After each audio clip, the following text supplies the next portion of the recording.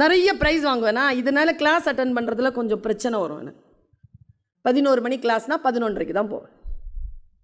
எங்கள் அலமேலு மேடம் இந்த லவ் பண்ணுற பக்கத்தில் உட்காராதன்னு சொல்கிறதுக்கு வந்தேன். எங்கள் Alamelu Rishi madam, I am a very successful student. First மார்க்லாம் வாங்க மாட்டேன், 70-75 வாங்கிடும். போதும்ல, போதும் 55 போதுங்கிறாங்க. 54 வாங்கிறாத, மேற்படி போக முடியாது. எதிர்க்கு தான் அதை முடிச்சுக்கணும், அவ்வளோதான். போவேன்னா எங்கள் அலமேலு ரிஷி மேடம் சொல்லுவாங்க, என்ன உள்ளே நுழைவேன், ஏய் அப்படிமா. எத்தனை மணிக்கு கிளாஸ்? 11 o'clock. இப்போ என்ன டைம்? 11:30. ஏன் லேட்டு? காம்படிஷன் பேர். ப்ரைஸ் வாங்கினியா? இல்லை அப்படிம்பாங்க. ஸ்ட்ரெஸ் ஆயிரும் சார். கிளாஸ்க்குள்ளே இந்த 2 இருக்கும், அது 98 வாங்குறது ஃபஸ்ட்டு உட்காந்துருக்கும். இந்த பக்கம் ஒன்று, இந்த பக்கம். அது எப்படி தரும் பார்க்கும். கிளாஸ் எடுக்கிற நேரத்தில் இவங்கக்கிட்ட பேசி எதுக்கு மிஸ் டைம் வேஸ்ட் பண்ணிட்டுருக்கோம்.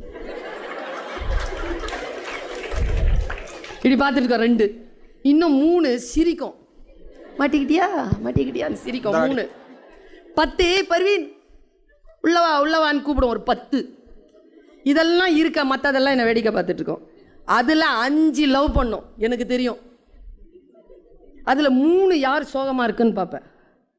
அதில் 1 பாயிண்ட் வச்சு அந்த பெஞ்சுக்கு போவேன். பக்கத்தில் இருக்கிற பொண்ணை சொல்ல, தள்ளு அப்படிமா. அவள் தள்ளிடுவா. பக்கத்தில் உட்காருவேன். ஸ்ட்ரெஸ்ஃபுல்லாக இருக்குமா, எல்லாம் அவமானப்பட்டிருக்கிறானா, எல்லார் முன்னாலேயும் அவமானப்பட்டிருக்காங்கன்னா, அவள் பக்கத்தில் உட்காந்து ஒரே ஒரு வார்த்தை தான் கேட்பேன். இதுதான் வாய்ஸா? ஏய் என்னடி ஆச்சு? 15 minutes நான் ஸ்டாப்பாக பேசுவா. பயங்கர என்டர்டெயின்மெண்ட்டாக பேசுவா. யார்கிட்டையும் அந்த மாதிரிலாம் நீ கேட்கவே முடியும். சோகத்தில் இருக்கிறாளா எல்லாத்தையும் சொல்லுவா.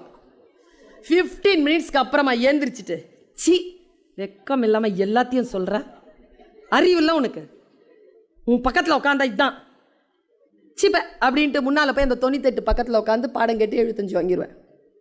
இப்போ நான் இதை ஏன் சொன்னேன்? இந்த வயசில் ஒரு உண்மையை தெரிஞ்சுக்கோ. உன் கண்ணீரின் வலியை கேட்பதற்கு யாரிடத்திலும் காதுகளும் இல்லை. உன் கண்ணீரினுடைய சுமையை தூக்குவதற்கு எவளிடத்திலும் தோள்களும் இல்லை என்று இந்த வயதில் புரிந்து கொள்ளுகின்ற பொழுது சக்சஸ்னா என்ன, இமோஷனலாக எப்படி ஜெயிக்கிறதுன்னு தெரியும். நான் விதைத்த விதை நான் தான் அறுவடை செய்ய வேண்டும். அடுத்தவர்களிடம் சொல்லிக் கொள்வதற்கு எதுவுமே கிடையாது. இந்த வயதில் முடிவு செய். நீ இந்த வயதில் முடிவு செய்யாமல் அப்புறம் வேற எந்த வயதில் முடிவு செய்ய முடியும்? This is the age. நான் ஒரு விஷயம் சொல்றேன், ஆழமாக உன் வீட்டில் போய் டைரியில் எழுதி வைத்துக்கொள். 17 வயது முதல் 25 வயது வரை நீ எதை செய்வாயோ வாழ்க்கை முழுவதும் அதைத்தான் செய்வாய். இந்த